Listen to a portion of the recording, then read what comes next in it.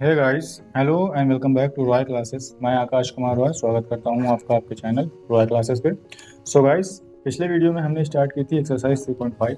हमने एक्सरसाइज के question number 4 के फर्स्ट, सेकंड और थर्ड पार्ट डिस्कस किए थे।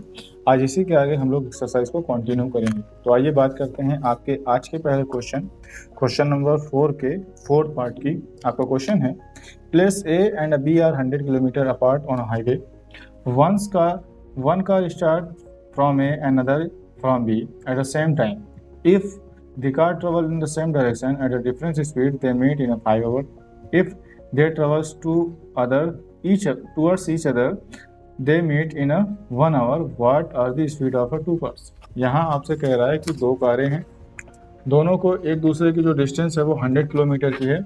अब ये कह रहा है कि अगर ये दोनों कारें एक ही डायरेक्शन में चलती हैं, कैसे एक ही डायरेक्शन में चलती हैं? सपोज करिए, मान लीजिए आपकी दो कारें हैं, एक है आपकी कार ए और एक है आपकी कार बी।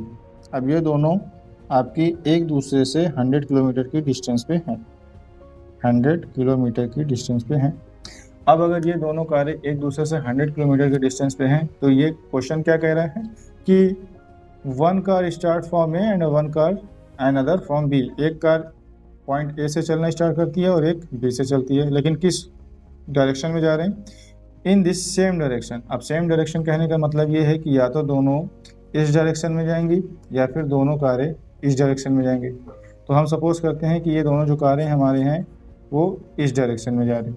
अब इस डायरेक्शन में दोनों कारें जा रही हैं, बी भी इधर की तरफ जाएगी, ए भी इधर की तरफ जाएगी, दोनों कारें एक ही डायरेक्शन में जा रही हैं।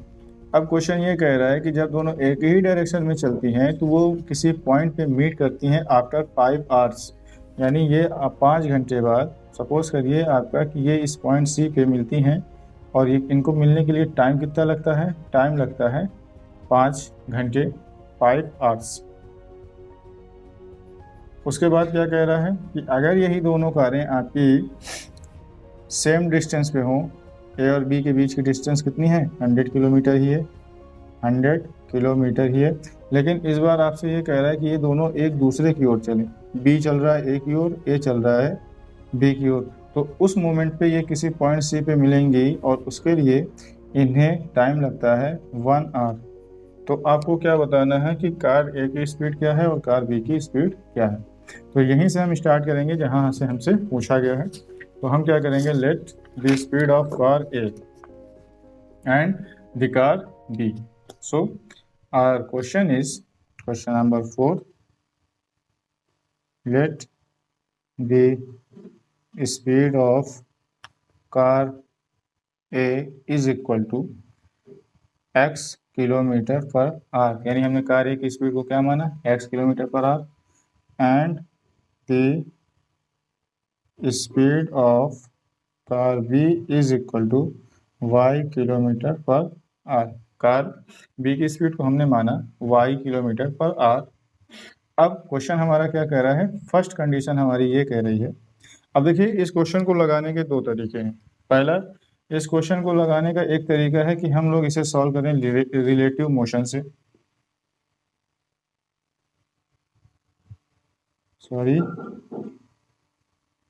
रिलेटिव मोशन से, या फिर हम इसे सॉल्व करें इंडिविजुअल इनकी अलग अलग स्पीड से। दो तरीके हैं, एक तो हमारा रिलेटिव मोशन है और दूसरा है इनको सॉल्व करने का कि हम दोनों कारों की अलग अलग इंडिविजुअल स्पीड माने और दोनों को सॉल्व करें। अब अगर हम सपोज करिए रिलेटिव मोशन से सॉल्व करते हैं, तो रिलेटिव मोशन में हम पहले रिलेटिव स्पीड फाइंड करेंगे।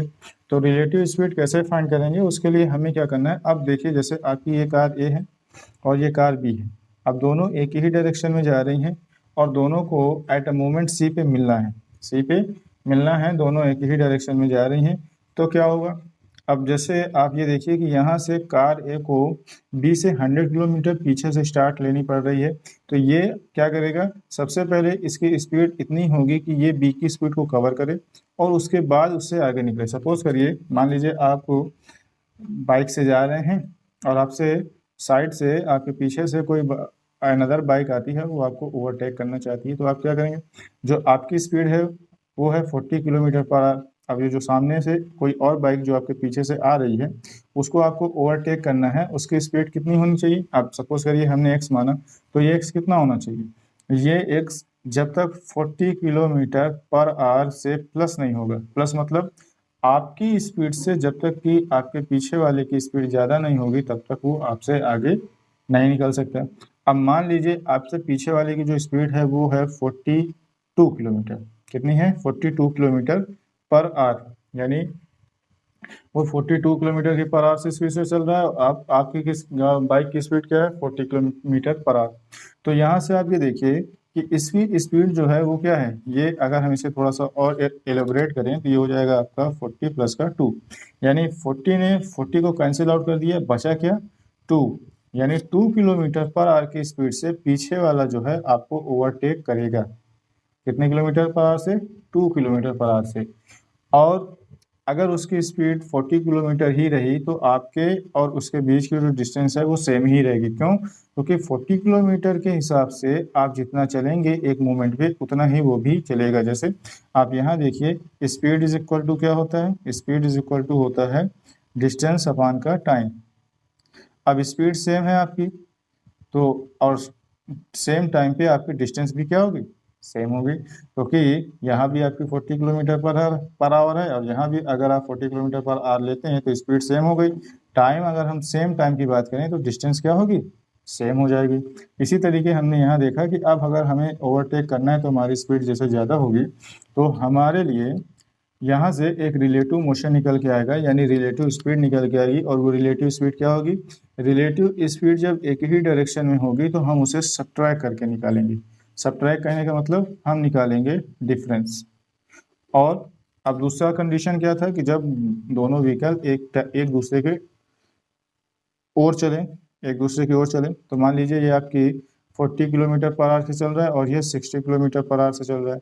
आपने जब आप बाइक चलाते हैं या कोई व्हीकल चलाते हैं या कभी आपने अगर ट्रेन का सफ़र किया हो तो आप लोग क्या देखते हैं, जैसे आप ट्रेन पे बैठे हुए हैं और सामने से एक ट्रेन आ रही है, तो आपकी स्पीड भी अभी कुछ है और वो कुछ कितनी है? सपोज करिए 40 किलोमीटर पर आवर है और सामने से एक ट्रेन आ रही है। इसे मान लीजिए आप ट्रेन 1 और इसे मान लीजिए ट्रेन 2। कि सामने से एक ट्रेन 2 आ रही है और उसकी स्पीड है 60 किलोमीटर पर आवर।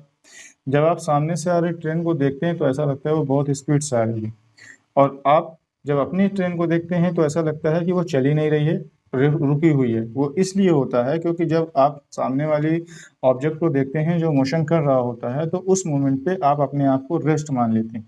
यानी अगर आप रेस्ट में हैं तो आपकी जो 40 किलोमीटर की स्पीड है ये सामने जाके क्या हो जाएगी? ये ऐड हो जाएगी। अब जब ये सामने जाके ऐड हो जाएगी तो सामने से आने वाली जो ट्रेन है आपको वो कितनी स्पीड से मिलेगी? 60 तो उसकी खुद की है और 40 जो आपकी है, यानी टोटल उसकी स्पीड हो गई 100 किलोमीटर पर आवर। तो वो ऐसा लगता है कि 100 किलोमीटर पर आवर की स्पीड से आपकी तरफ आ रही है, बट ऐसा नहीं होता है। वो सिर्फ और सिर्फ 60 किलोमीटर पर आवर की स्पीड से ही आ रही होती है। जो आपकी स्पीड होती है 40 किलोमीटर वो सामने जाके ऐड हो जाती है। तो अगर आपकी डायरेक्शन रिलेटिव मोशन अगर हम बात करें वो सेम डायरेक्शन में होगा तो रिलेटिव स्पीड आपकी क्या होगी? एडिशन करके आएगी। अगर आपका रिलेटिव मोशन, सॉरी यहाँ पे हमने थोड़ा सा रॉन्ग बोल दिया, अगर आपकी जो मोशन है वो अपोजिट डायरेक्शन में हुआ, अपोजिट डायरेक्शन यानी एक दूसरे की ओर, तो वहाँ पे जो आपकी रिलेटिव स्पीड निकल के आएगी वो क्या निकल के आएगी? उसको हम दोनों को ऐड कर देंगे, निकल के आ जाएगी। और अगर सेम डायरेक्शन में हुआ तो हमें क्या करना है? डिफरेंस फाइंड करना है। डिफरेंस मतलब जिसकी स्पीड ज़्यादा होगी उसकी स्पीड से कम वाली स्पीड को सब्ट्रैक्ट कर देंगे। अब आप ये देखिए कि बी को सपोज करिए कि ये डी किलोमीटर की डिस्टेंस है, बी से बी सी जो आपका है ये डी किलोमीटर की डिस्टेंस है। अब बी को सिर्फ सी तक पहुंचने के लिए डी किलोमीटर की डिस्टेंस कवर करनी है, लेकिन ए को सी तक पहुंचने के लिए डी तो डिस्टेंस कवर करनी ही है, डी किलोमीटर की डिस्टेंस तो कवर करनी ही है, साथ में उसे 100 किलोमीटर भी कवर करने हैं। तो ए को क्या करना पड़ेगा? ए को तेज चलना पड़ेगा ताकि वो इस डी किलोमीटर की डिस्टेंस और ये जो 100 किलोमीटर की डिस्टेंस है ये पूरी डिस्टेंस को वो 5 घंटे में कवर कर सके, क्योंकि 5 ही घंटे में बी को डीएम किलोमीटर ही कवर करना है सी पॉइंट पे पहुंचने के लिए। तो आई होप अब आपको क्लियर हो गया। तो चलिए अब हम आते हैं हमारे क्वेश्चन पे। तो हमने स्पीड लेट कर ली थी। स्पीड क्या लेट की थी कि let the speed of a car A is equal to x and the car speed of car B is y. अब आप ये देखिए कि इनके हम रिलेटिव स्पीड की बात करते हैं। Relative speed in same direction. अब सेम डायरेक्शन में रिलेटिव स्पीड क्या होगी, सेम डायरेक्शन में आपकी रिलेटिव स्पीड सब्ट्रैक्ट होगी, यानी आप डिफरेंस निकालेंगे। अब हमने ए के लिए माना है 100 किलोमीटर और वाई के लिए बी के लिए माना है वाई किलोमीटर। अब आप ये देखिए, हमने जो अभी फिगर्स के हिसाब से देखा था कि ये हमारा ए है, ये हमारा बी है, हमें पहुंचना कहाँ है, सी पे। तो ए को ज़्यादा डिस्टेंस कवर करनी है, यानी एक्स स्पीड जो है आपकी वो नेचुरली फास्ट होगी। तो यहाँ से जो आपकी डायरेक्शन निकल के आएगी वो क्या निकल के आएगी, एक्स माइनस का वाई किलोमीटर पर आवर। उसी तरीके आपकी रिलेटिव स्पीड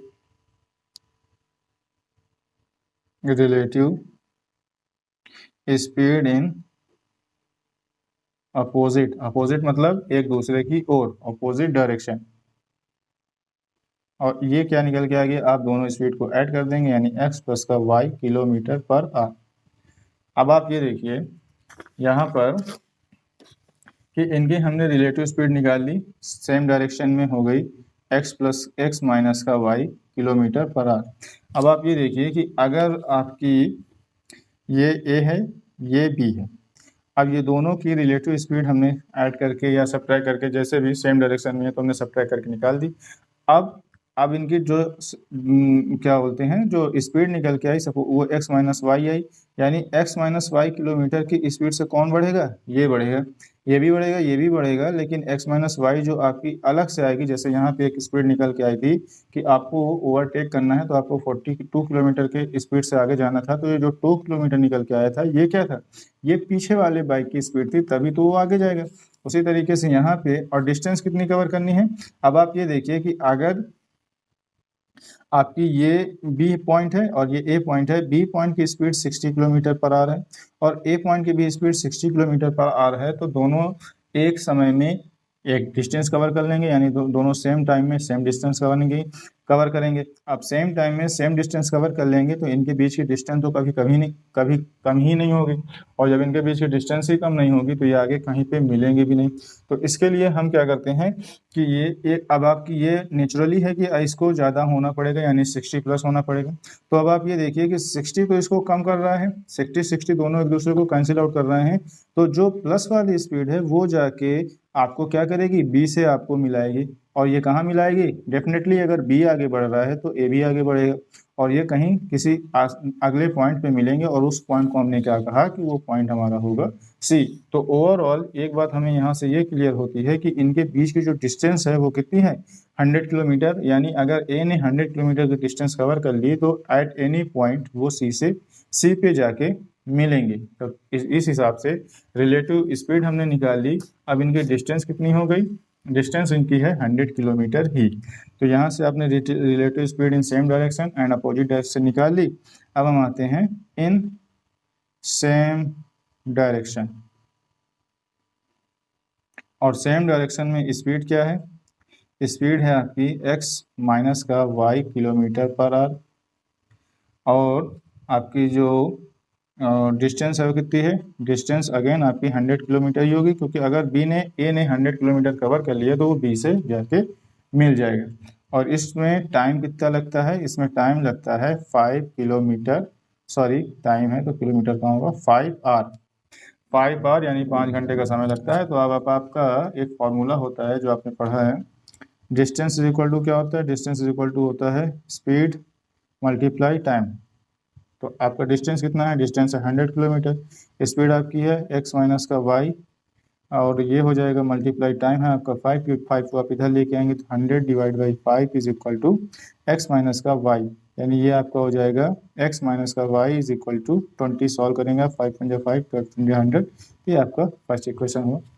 इसके बाद आप जब सॉल्व करेंगे in opposite direction, in opposite direction, opposite direction में आपकी जो स्पीड है वो क्या है, स्पीड है आपकी x प्लस का y किलोमीटर पर आवर। इसमें आपका डिस्टेंस क्या है, डिस्टेंस तो 100 किलोमीटर ही है जो दोनों को कवर करनी है। और टाइम कितना लगा, अपोजिट डायरेक्शन में टाइम लगता है 1 आवर, 1 घंटे में दोनों मिल जाते हैं। तो यहाँ से आपकी जो, फिर से हम यही फॉर्मूला लगाएंगे, distance is equal to speed multiply time. Speed कितना है आपका, डिस्टेंस है आपका 100 किलोमीटर, स्पीड है आपकी x प्लस का y, मल्टीप्लाई टाइम है आपका 1 आवर। तो यहाँ से इक्वेशन क्या बना, 100 इज इक्वल टू 1 का मल्टीप्लाई करेंगे सेम रहेगा x प्लस वाई, ये आपका सेकंड इक्वेशन हुआ। अब आप देखिए कि x और y दोनों के कोफिशिएंट इक्वल हैं, लेकिन y का जो साइन है वो अपोजिट है। तो आप क्या करिए, इसे ऐड कर दीजिए, यानी add equation first plus second. First आपका क्या है, x minus y is equal to 20, second है आपका x plus y is equal to 100। Solve करेंगे आप तो यार एलिमिनेट हो जाएगा, 2x इज इक्वल टू 120 होगा, तो x इज इक्वल टू कितना निकल गया, 60। अब उसके बाद आते हैं हम सेकंड में, put the value of x in equation first. Equation first है आपका x प्लस का x माइनस का y इज इक्वल टू 20, यहाँ आप x की वैल्यू रखेंगे 60, तो 60 माइनस का y इज इक्वल टू 20, 60 उधर जाएगा, माइनस का y is equal to 20 minus का 60, यानी y इज इक्वल टू हुआ माइनस का 40, माइनस से माइनस कैंसिल आउट हुआ, y इज इक्वल टू निकल के आया 40। अब x और y किसके लिए थे, ये x और y आपके जो आपने लेट किया था उनके लिए था, but before you write your final answer you have to verify this. अब चलिए करते हैं इसको वेरीफाई। क्वेश्चन ये था कि अगर ये ए है, ये बी है, ये ए है, ये बी है, इसकी स्पीड कितनी निकल के आई है, 60 किलोमीटर पर आवर, और इसकी स्पीड कितनी निकल के आई है, 40 किलोमीटर पर आवर। दोनों के बीच की जो डिस्टेंस है वो कितनी है, वो है 100 किलोमीटर। अब आप ये देखिए कि अगर हमें बी की स्पीड मिल गई है, बी भी 5 घंटे चलता है, ए भी 5 घंटे चलता है, तो अगर हम यहाँ बात करें बी की, तो बी के लिए हमारा डिस्टेंस क्या होगा, बी ने डिस्टेंस कवर की 40 किलोमीटर उसकी स्पीड मल्टीप्लाई 5 घंटे का टाइम, यानी डिस्टेंस उसने कवर की 200 किलोमीटर। ए की अगर हम बात करें तो डिस्टेंस उसने कितनी कवर की, उसके लिए हो जाएगा स्पीड मल्टीप्लाई टाइम, यानी स्पीड मल्टीप्लाई टाइम कितना है 5, यानी डिस्टेंस उसने कवर की 300 किलोमीटर। अब आप ये देखिए कि ए ने 300 किलोमीटर की डिस्टेंस कवर की, बी ने 200 किलोमीटर की डिस्टेंस कवर की। तो सपोज करिए ये बी पॉइंट है, अब बी से 200 किलोमीटर दूर आपका एक पॉइंट होगा सी, तो ये 200 किलोमीटर और ये 100 किलोमीटर, तो ए की स्पीड भी आपकी सेम, ए की डायरेक्शन आपकी और बी की डायरेक्शन मैच कर रही है, यानी बी ने कितना चला, बी ने चला 200 किलोमीटर और ए ने कितना चला 300 किलोमीटर, जिसमें ए को 100 किलोमीटर की दूरी दोनों के बीच का फासला था वो भी कवर करना था। तो ये आपके फाइनल आंसर अब मैच कर रहे हैं। तो अब आपके फाइनल आंसर मैच कर रहे हैं, hence the speed of car A is equal to 60 kilometre per hour and the speed of car B is equal to 40 kilometre per hour. So ये आपके फाइनल आंसर थे, लेकिन इसको जब हमने लगाया रिलेटिव मोशन से। इसके बाद का एक हमारा और आता है जब हम इसको इंडिविजुअल लगाएंगे। इंडिविजुअल मतलब यहाँ पे हम रिलेटिव स्पीड की बात ही नहीं करेंगे, नो रिलेटिव स्पीड, हम लोग इंडिविजुअल सिर्फ और एक्स और वाई को लेके सॉल्व करेंगे। तो चलिए इसका सेकेंड मेथड भी देख लेते हैं। सो गाइस चलिए अब इसी क्वेश्चन को सेकेंड मेथड से डिस्कस करते हैं। सेकेंड मेथड में आपको रिलेटिव स्पीड की कोई ज़रूरत नहीं पड़ेगी, यहाँ पर आपकी इंडिविजुअल स्पीड ही काफ़ी है। बस आपको एक फार्मूला याद रखना है और आपका फार्मूला वो होगा distance is equal to speed multiply time. ये फार्मूला आपको याद होगा, आप कई सालों से इसको पढ़ते आए हैं। इसी फार्मूले का यूज़ करेंगे और हम इस क्वेश्चन को सॉल्व करेंगे। तो चलिए अब आपका क्वेश्चन क्या है कि हमें ए और बी की स्पीड फाइंड करनी है। तो हमने क्या माना, सिमिलर पिछले क्वेश्चन के जैसे कि हमने कार ए को माना कि उसकी स्पीड है x किलोमीटर है ना, कार बी की स्पीड है y किलोमीटर। अब पहले हम बात करते हैं for same direction, for same direction. अगर हम सेम डायरेक्शन में बात करें तो हमें क्या चाहिए, अब हम सेम डायरेक्शन में दोनों कारों को लेके जा रहे हैं। यहाँ पर हमें दोनों की इंडिविजुअल स्पीड की हमने बात की है, तो हमें इंडिविजुअल डिस्टेंस भी चाहिए, यानी हमें ये पता होना चाहिए कि कार ए ने कितनी स्पीड, कार ए ने कितनी डिस्टेंस कवर की है और कार बी ने डिस्टेंस कितनी कवर की है। अब यहाँ आप ये देखिए कि अगर हम बात करें कार ए की, तो कार ए ने आपकी पहले तो 100 किलोमीटर की डिस्टेंस कवर की, उसके बाद वो 100 से BC डिस्टेंस भी कवर करता है, यानी अगर हम कार ए के डिस्टेंस की बात करें तो वो हो जाएगी 100 प्लस का BC, और अगर हम कार बी के डिस्टेंस की बात करें तो वो सिर्फ और सिर्फ BC होगा। तो ये चीज़ हम पहले यहाँ लिखेंगे फॉर सेम डायरेक्शन, या कहें in same direction for car A. Car A के लिए अगर हम बात करें तो डिस्टेंस क्या हो जाएगी, डिस्टेंस हो जाएगी 100 प्लस का BC किलोमीटर। ये डिस्टेंस हो गई। स्पीड क्या होगी कार ए की, स्पीड है आपकी x किलोमीटर पर आवर, और टाइम कितना चल लिया कार ए ने सी तक पहुंचने के लिए, उसको लिया गया 5 आवर्स, यानी 5 घंटे उसने टाइम लिया। अब यहाँ से आप फॉर्मूला यूज़ करेंगे तो क्या होगा फॉर्मूला आपका, distance is equal to speed multiply time. ये होता है, यहाँ पर रखेंगे डिस्टेंस कितनी है, डिस्टेंस है 100 प्लस का BC is equal to speed है आपकी x मल्टीप्लाई 5, सॉल्व करेंगे आप, ये 100 प्लस का BC is equal to 5x होगा। इसे आप कंसीडर करिए आपका पहला इक्वेशन है। उसके बाद हम आते हैं फॉर कार बी के लिए। अब अगर हम कार बी की बात करें तो कार बी की जो डिस्टेंस है वो कितनी है, कार बी ने सिर्फ और सिर्फ 20 किलोमीटर के डिस्टेंस को कवर किया। टाइम इसने कितना लिया, टाइम इसने लिया 5 आवर्स, और इसकी स्पीड क्या थी, स्पीड इसकी थी y किलोमीटर पर आवर, यानी y किलोमीटर पर आवर की स्पीड में 5 घंटे में वो 20 डिस्टेंस कवर करती। अब आप क्या करिए, यहाँ भी अपना फॉर्मूला इम्प्लीमेंट कर दीजिए, distance is equal to speed multiply time. तो यहाँ से आपकी डिस्टेंस कितनी हो जाएगी, distance BC is equal to speed y multiply time 5, यानी BC इज इक्वल टू हुआ 5y। ये आपका सेकंड इक्वेशन हुआ। अब आप क्या करिए, इस वैल्यू को पुट कर दीजिए, वैल्यू को पुट कर दीजिए, यानी put BC is equal to 5y in equation first. Equation first है आपका 100 प्लस का BC is equal to 5x। यहाँ BC की वैल्यू 5y रखेंगे तो ये हो जाएगा 100 प्लस का 5y is equal to 5x।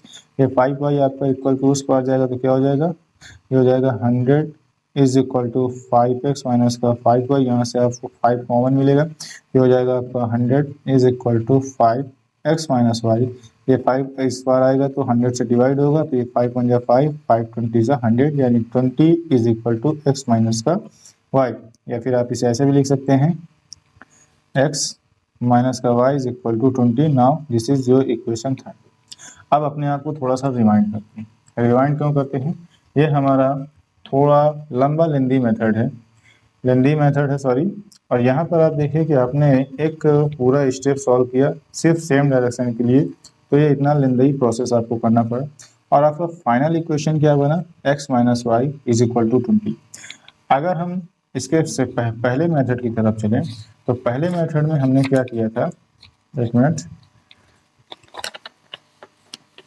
पहले मेथड में हमने सिर्फ और सिर्फ 2-4 स्टेप में हमारा पहला इक्वेशन बना लिया था, लेकिन उसके लिए हमें क्या चाहिए था, स्पीड इन सेम डायरेक्शन, और वो भी कैसी, रिलेटिव, और यहाँ भी relative speed in opposite direction. दोनों रिलेटिव मोशन को हमने निकाला और उसके बाद हमने इक्वेशन को सॉल्व किया, तो हमारी इक्वेशन 2-4 स्टेप में, यहाँ भी देखिए ये हमारा पहला इक्वेशन है 2-4 स्टेप में बन गया, उसी तरीके हमारा दूसरा इक्वेशन भी है 2-4 स्टेप में बन गया।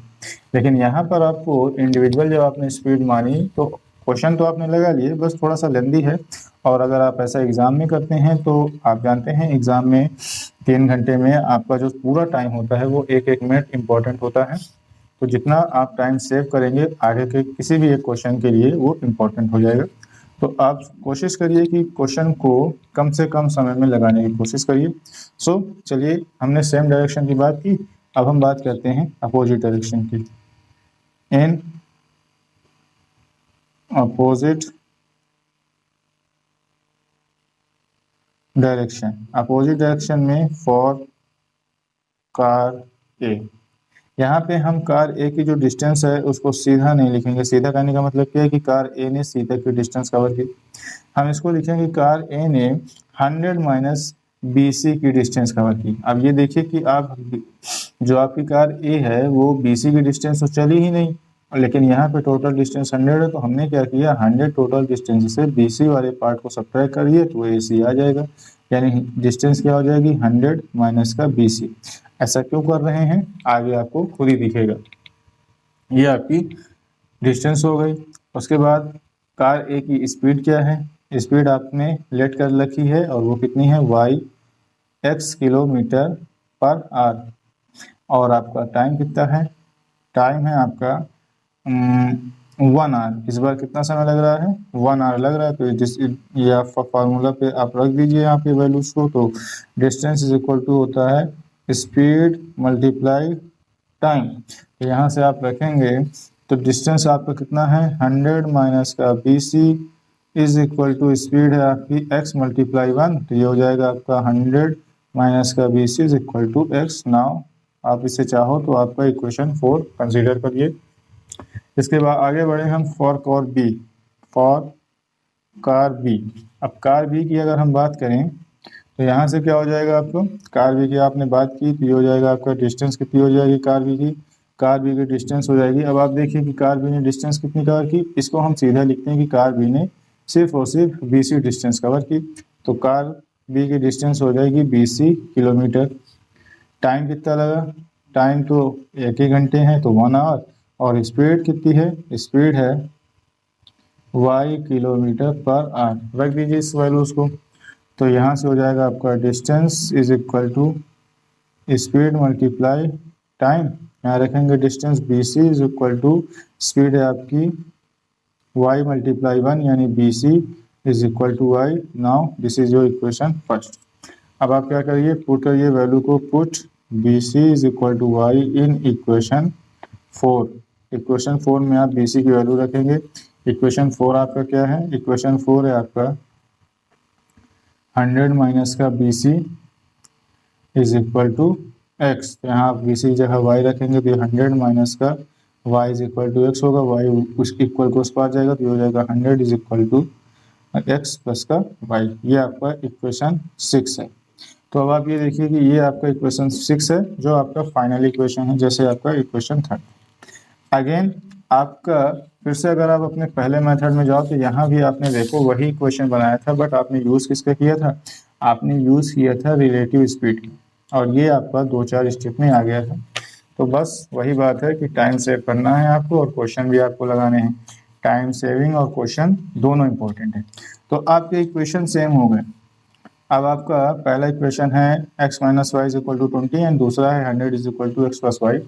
जैसे हमने पहले मेथड में क्वेश्चन को सॉल्व किया था, सिमिलर इक्वेशन थे हमारे x minus y is equal to 20 and 100 is equal to x plus y. दोनों इक्वेशन को हमने सॉल्व किया था एलिमिनेशन मेथड से, और एलिमिनेशन मेथड से सॉल्व करने के बाद हमारी जो स्पीड निकल के आई थी कार ए की वो कितनी निकल के आई थी? 60 किलोमीटर पर आवर। और कार वाई की जो स्पीड निकल के आई थी वो निकल के आई थी 40 किलोमीटर पर आवर। तो ये आपका क्वेश्चन कंप्लीट हो गया। सो गाइस चलिए डिस्कस करते हैं एक्सरसाइज का लास्ट क्वेश्चन। और क्वेश्चन है आपका the area of a rectangle gets reduce by 9 square unit if its length is reduced by 5 unit and breadth is increased by 3 unit. If we increase the length by 3 unit and the breadth by 2 unit the area increase by 67 square unit. Find the dimension of a rectangle. आपसे ये कह रहा है कि एक rectangle है, उस rectangle के कुछ साइड्स आए, उन साइड्स में कुछ कंडीशन गिवन है, और उस कंडीशन के बाद जब आप उस कंडीशन को अप्लाई करते हैं तो उसके एरिया में कुछ डिफरेंस होता है। कभी एरिया घटता है, कभी एरिया बढ़ता है। सबसे पहले चलिए क्वेश्चन को एक इजी वे में समझते हैं। अब इजी वे में समझने के लिए हमें एक रेक्टेंगल चाहिए। तो सपोज करिए ये आपका एक रेक्टेंगल है। अब इस रेक्टेंगल की हमने लेंथ को माना L और इसकी ब्रेथ को माना हमने B। अगर हम ऐसा करते हैं तो इसका नॉर्मल एरिया क्या निकल के आएगा? LB। ये आए। अब पहली कंडीशन ये कह रही है कि उसका जो एरिया है वो रिड्यूस होता है 9 square unit. Area 9 square unit reduce होता है, लेकिन ये कब होता है? ये तब होता है जब आप इसके लेंथ को 5 यूनिट बढ़ा देते हैं, यानी इसके लेंथ को जब आप 5 यूनिट रिड्यूस कर देते हैं एंड इसके ब्रेथ को जब आप 3 यूनिट इंक्रीज कर देते हैं। अब लेंथ को कह रहा है कि क्या करना है? रिड्यूस करना है। तो रिड्यूस करना मतलब कम करना है, और आप कैसे कम करेंगे? सब्ट्रैक्ट करके। ब्रेथ में कह रहा है 3 ऐड करना है, 3 यूनिट, तो आपका L प्लस बी हो गया। जब आप इस लेंथ और इस ब्रेथ से एरिया निकालेंगे तो आपके नॉर्मल एरिया से जो एरिया निकल के आएगा वो 9 स्क्वायर यूनिट कम होगा, यानी आप इस एरिया से 9 स्क्वायर यूनिट को सब्ट्रैक्ट कर देंगे। ये पहली कंडीशन हो गई। दूसरी ये कह रही है कि ये आपका जो रेक्टेंगल है इसकी नॉर्मल लेंथ और नॉर्मल ब्रेथ पे दूसरी कंडीशन में कह रहा है कि अगर आप इसकी लेंथ को 3 यूनिट एंड ब्रेथ को 2 यूनिट इंक्रीज करते हैं तो जो एरिया है वो 67 स्क्वायर यूनिट बढ़ जाता है। लेंथ को आप 3 यूनिट और ब्रेथ को आप 2 यूनिट स्क्वायर 2 यूनिट इंक्रीज करते हैं तो जो आपका एरिया है, एरिया क्या होगा, नॉर्मल एलबी, ये 67 स्क्वायर यूनिट यानी 67 स्क्वायर यूनिट बढ़ जाता है। तो नाउ ये आपका न्यू एरिया हो गया। तो आपको इस रेक्टेंगल की नॉर्मल लेंथ और नॉर्मल विड्थ यानी डायमेंशन फाइंड करनी है। तो चलिए स्टार्ट करते हैं क्वेश्चन को। अब आपको लेंथ और ब्रेथ फाइंड करनी है तो आप क्या करेंगे, इन्हें लेट करेंगे, यानी let the length of the breadth, sorry length of the rectangle,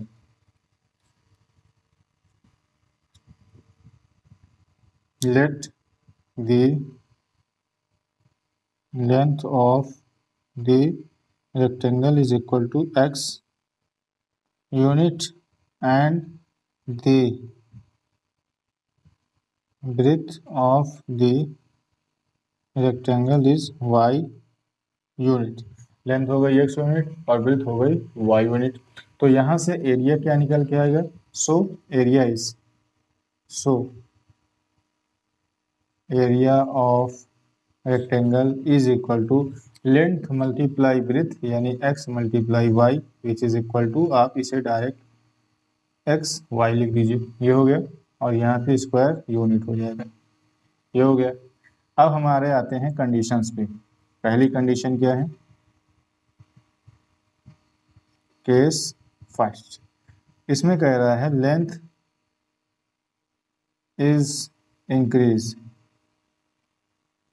और लेंथ कितनी इंक्रीज की जा रही है, लेंथ आपकी इंक्रीज की जा रही है, लेंथ इंक्रीज नहीं बल्कि लेंथ रिड्यूस की जा रही है पहली कंडीशन में। तो length is reduce by 5 unit and breadth is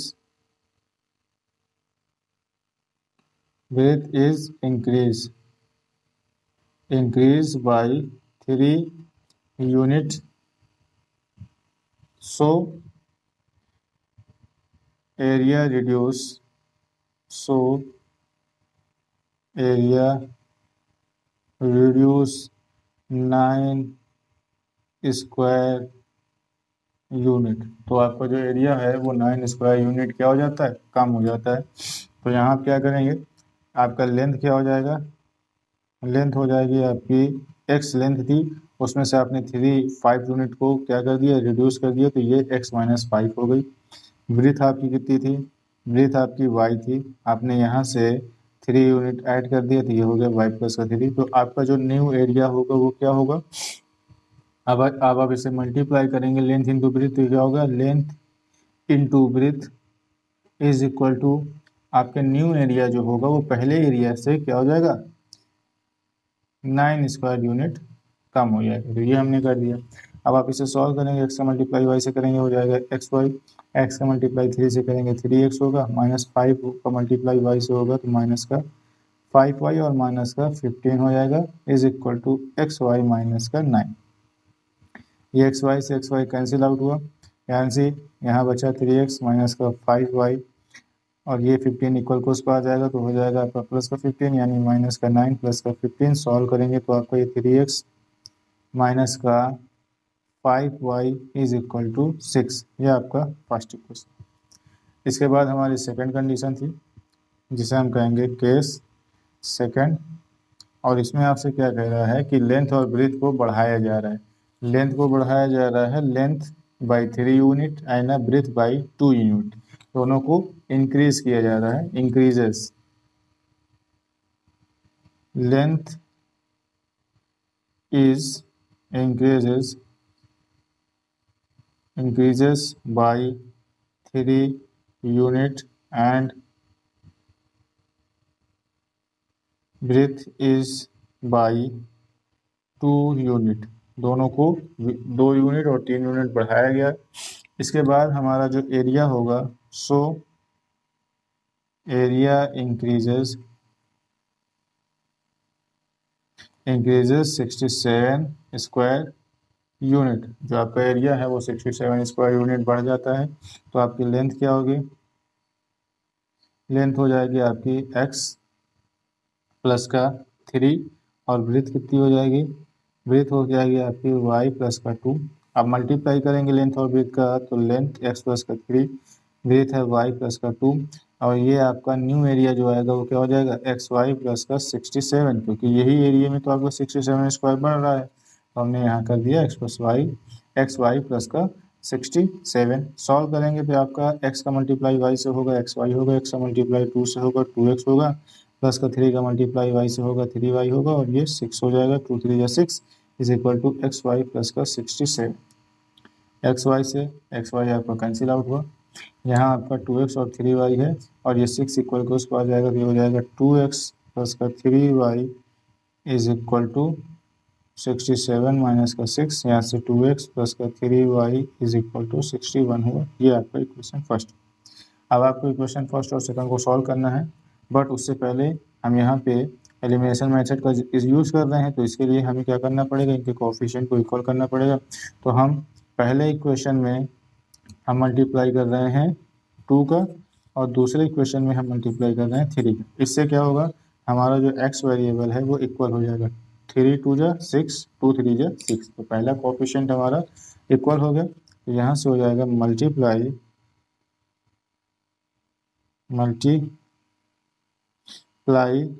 2 in equation first and 3 in equation second. अब आपका फर्स्ट इक्वेशन मल्टीप्लाई होने के बाद क्या बनेगा, ये बनेगा आपका 6x माइनस का 10y, और ये हो जाएगा इज इक्वल टू में 12, और आपका दूसरा इक्वेशन है वो क्या बनेगा मल्टीप्लाई होने के बाद, वो बनेगा आपका 6x प्लस का 9y इज इक्वल टू, यहाँ मल्टीप्लाई होगा 61 का 3 से, तो ये कितना हो जाएगा 3 1 जा 3, 3 1 जा 3, और 3 6 जा 18। तो यहाँ से आप सब्ट्रैक्ट करेंगे, ये भी माइनस होगा, ये भी माइनस होगा, और ये भी माइनस होगा, 6x कैंसिल आउट हो जाएगा, माइनस का 9y माइनस का 10y के साथ ऐड होगा, तो कितना हो जाएगा माइनस का 19y इज इक्वल टू, ये माइनस ये प्लस सॉल्व करेंगे आप, 3 में से 2 जाएगा 1, 8 में से 1 गया 7, 1 कितना आया माइनस का 171, माइनस से माइनस कैंसिल आउट हुआ, 119y इज इक्वल टू 171 हुआ। इसे आप सॉल्व करेंगे 9 टाइम में जाएगा, यानी y इज इक्वल टू कितना निकल के आया 9। अब इस y की वैल्यू को आप पुट करेंगे अपने इक्वेशन में, put y is equal to 9 in equation first है आपका 3x माइनस का 5y इज इक्वल टू 6, यहाँ आप रखेंगे तो ये कितना हो जाएगा, ये हो जाएगा 3x माइनस का 5 मल्टीप्लाई 9 इज इक्वल टू 6, 5 9 या 55 45 आपका इक्वल टू उस पर आ जाएगा, तो ये क्या हो जाएगा प्लस हो जाएगा 61 से 6 से सॉरी, तो ये हो जाएगा आपका 3x is equal to 6 plus का 45, सॉल्व करेंगे आप, ये 51 होगा, यानी 3x इज इक्वल टू 51, और इसको ब्रेक करेंगे तो आप ये कितने टाइम में जाएगा, ये जाएगा 17 टाइम में, 3 1 जा 3, 3 7 जा 3, 17 जा 51, यानी x इज इक्वल टू निकल के आया 17। ये आपके x की और y की वैल्यू मिल गई आपको। अब आप अपने आंसर लिख सकते हैं, बट आपको आपके फाइनल आंसर लिखने से पहले आपका वेरिफिकेशन आपके लिए ज़रूरी है। तो देखिए नॉर्मल लेंथ और नॉर्मल ब्रेथ में अगर हम बात करें एरिया की, तो कितना होगा, ये होगा 17 मल्टीप्लाई 9, 17 इसकी लेंथ, क्योंकि एक्स हमने किसके लिए लेट किया था, एक्स हमने लेंथ के लिए लेट किया था, तो लेंथ इसकी कितनी है 17, और ब्रेथ है इसकी 9। अगर नॉर्मल लेंथ और नॉर्मल ब्रेथ पे बात करते हैं, तो इसका जो एरिया निकल के आता है कितना होता है, 17 9 जा होता है 153 होना चाहिए था। अब पहली कंडीशन क्या थी कि इसके जो लेंथ में हमने 5 यूनिट का क्या किया, 5 यूनिट हमने लेंथ कम की, तो ये हो जाएगा 17 माइनस का 5, और इसकी जो ब्रीथ थी उसको हमने 3 यूनिट इंक्रीज किया, तो ब्रीथ क्या थी आपकी 9, उसमें हमने 3 यूनिट स्क्वायर किया, तो लेंथ क्या था 153 से 9 यूनिट कम होना चाहिए। तो यहाँ से आप सॉल्व कर दीजिए, आप 17 में से 5 घटाएंगे कितना आएगा 12, और यहाँ 9 3 12, दोनों को ऐड कर सॉल्व करें कितना हो जाएगा, 12 का मल्टीप्लाई 12 से करेंगे 144 ये आया। यहाँ से आप इसको सब्ट्रैक्ट करेंगे 19 से, ये भी 144 ही होगा। तो आप देखिए दोनों तरफ एरिया आपका इक्वल आ रहा है, तो पहली कंडीशन सेटिस्फाई हो गई। अगर हम बात करें दूसरे की, तो दूसरे में क्या कह रहा था कि अगर लेंथ और ब्रेथ दोनों को 2 और 3 बढ़ाया जाए, लेंथ आपकी कितनी थी, लेंथ है आपकी 17 में आपने 3 ऐड किया, और ब्रीथ आपकी थी, ब्रीथ में आपने 2 ऐड किया, तो ये कितना होना चाहिए 153 से 67 ऐड ज़्यादा होना चाहिए। तो यहाँ आप सॉल्व करेंगे कितना हो जाएगा, ये हो जाएगा 20 प्लस का 9 2 जा 11 इज इक्वल टू, इसको सॉल्व कर दिए कितना हो जाएगा, ये दोनों का मल्टीप्लाई होगा, एडिशन नहीं होगा, मल्टीप्लाई होगा।